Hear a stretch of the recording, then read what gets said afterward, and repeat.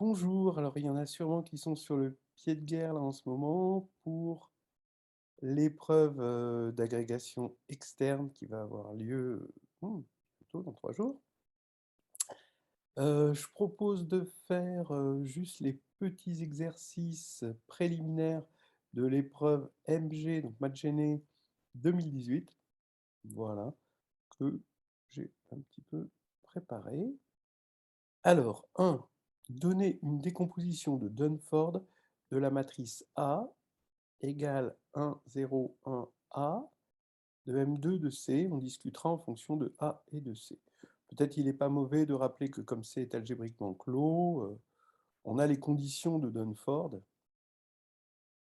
C'est quand même une première question, on n'est jamais trop précis. Et on a les conditions de Dunford que le polynôme caractéristique de A est scindé. Voilà, qui est important. Maintenant, on voit bien que si A est différent de 1, alors les valeurs propres de A sont simples, et donc A est diagonalisable, donc sa décomposition de Dunford, c'est A plus 0. Comment le vérifier? Parce que A est diagonalisable, 0 est nilpotent, et A et 0 commutent. Voilà. Maintenant, si A égale 1, petit a égale 1, alors, eh bien, on va avoir, A n'est plus diagonalisable, mais ce n'est pas la peine de le dire, juste par l'unicité de la décomposition de Dunford, ça suffit. On va avoir A égale la matrice identité plus la matrice nilpotente N égale 0, 0, 1, 0.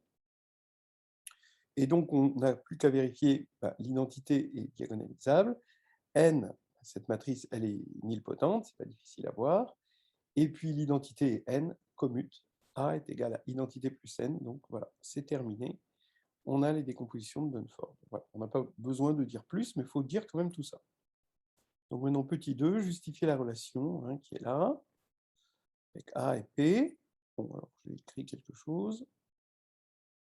Alors on va considérer le polynôme QM, d'accord, égal à la somme de 0 à petit m de x puissance j sur factoriel j.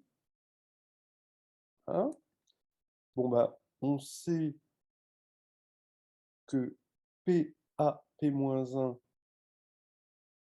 puissance j, c'est PAJ, P-1. Bon, ça, c'est assez clair.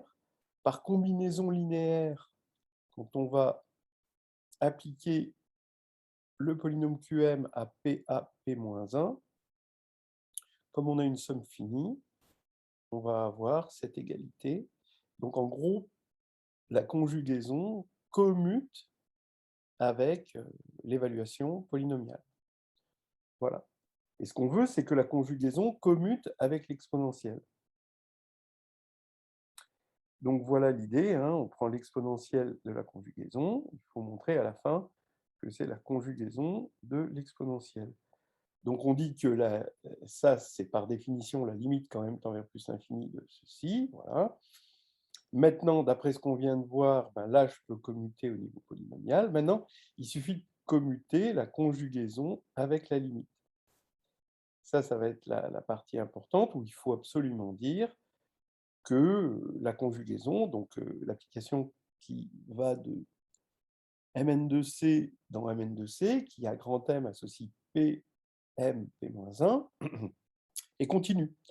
Alors, comment on dit qu'elle est continue? Bon, le plus simple, ici, le plus expéditif, c'est de dire qu'elle est linéaire sur un espace vectoriel de dimension finie. Donc, on a une application linéaire, et donc ça nous fait ça. Et là, on achève sans trop de problèmes. Alors maintenant, soit n en entier, A1 jusqu'à n des complexes, déterminer le noyau de l'application linéaire, ceci, de ça dans ça, et en déduire que si les AI sont 2 A2 distincts, alors on a un polynôme d'interpolation, c'est-à-dire pour tout n-uplet de BI, il existe un unique polynôme P de Cn-1 de x, tel que P de A1 égale B1, P de AN égale Bn, etc. Voilà. et on ne cherchera pas à donner une forme explicite au polynôme d'interpolation P. C'est encore une fois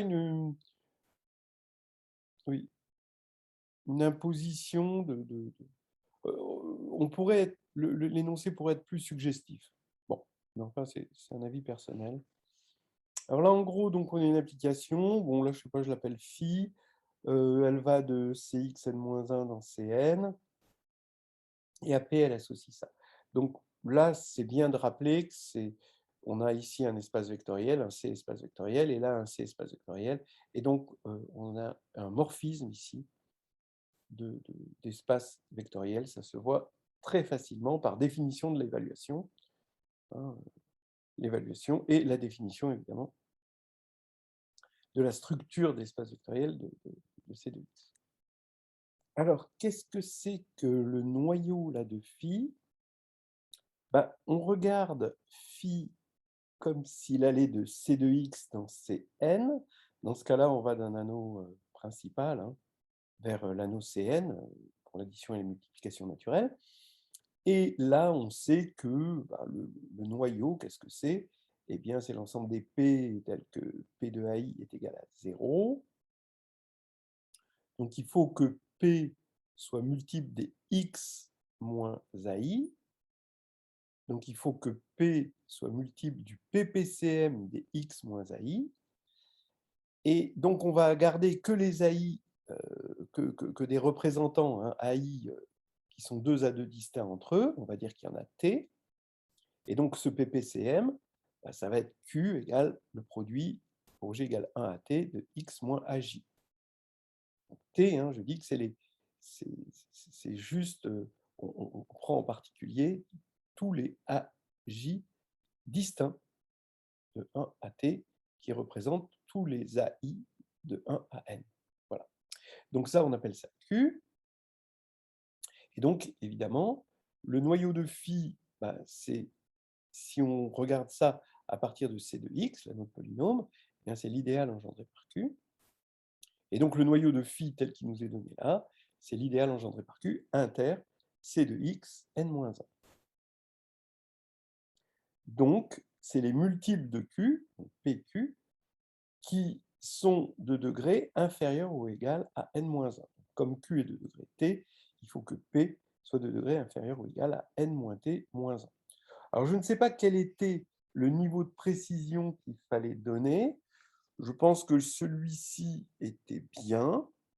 Bon. Est-ce que celui-ci était attendu? Ça, dans ce cas-là, il aurait fallu peut-être l'exprimer d'une certaine manière. Je ne sais pas. OK.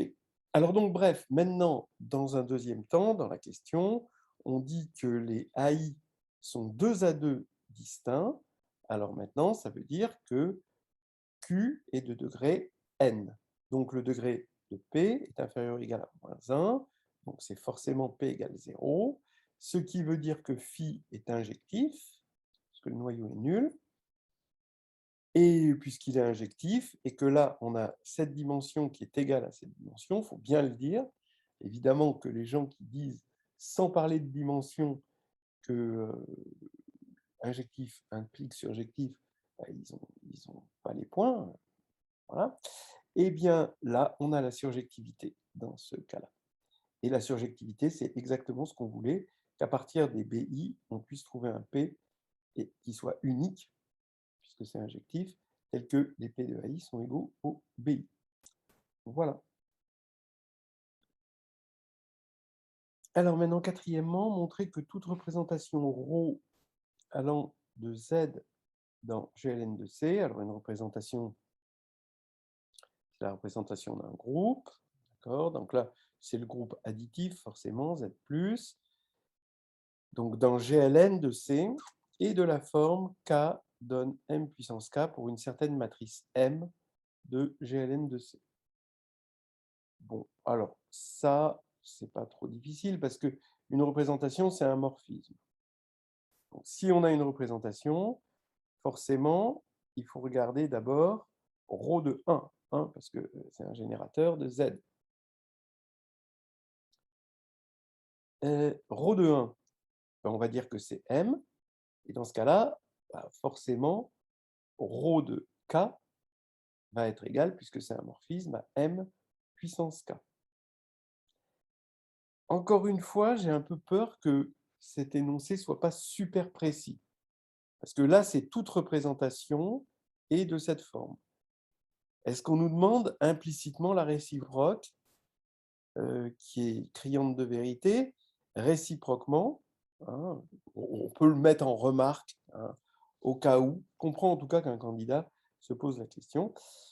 Est-ce qu'il faut le dire ou pas? Réciproquement, une application qui va de Z dans GLN de C, donnée par une matrice M de GLN de C, qui a K donne M puissance K, est forcément une représentation, puisque c'est un morphisme, parce que M puissance K plus K', c'est M puissance K fois M puissance K'. À quelles conditions deux telles représentations sont-elles équivalentes? Alors, on va commencer par rappeler ce que c'est que des représentations équivalentes. Alors, déjà, une représentation d'un groupe G, c'est la donnée d'un morphisme de G dans GLN de C. Donc, on a phi, on va prendre deux représentations phi et psi. Phi, ça va être un morphisme de G dans GLN de C. Bon, je ne sais pas pourquoi j'ai mis maps tool. Là, il ne devrait pas y avoir une barre ici ni là. Et psi de G dans GLM de C. Et les deux représentations sont équivalentes. D'abord, si n égale m, donc elles ont le même degré forcément, et s'il existe une matrice P, donc une matrice de passage, mais qui va être commune à toutes les matrices psi de G, phi de G, c'est-à-dire telle que, quel que soit G dans grand G, psi de G égale P, phi de G, P-1. Donc voilà déjà, il faut bien poser la définition. Maintenant, à quelles conditions? Déjà, on veut que ρm, qui est défini par k, donne m puissance k, et ρm', qui est défini forcément par k, donne m' puissance k, soit équivalentes. Donc il faut qu'il existe un p, tel que pour tout k de z, m'k égale p, mk, p-1. Et évidemment, si c'est vrai pour tout k, c'est vrai pour k égale 1, donc m et m' sont semblables. Et réciproquement, si c'est vrai pour k égale 1, on sait que on aura, à partir du moment où m' égale p, mp-1, on aura m'k égale p, mk, p-1. Donc, la condition nécessaire et suffisante, c'est que m et m' sont semblables. Soit G un groupe abélien noté additivement. On note G chapeau, l'ensemble des morphismes de G dans le groupe multiplicatif C étoile.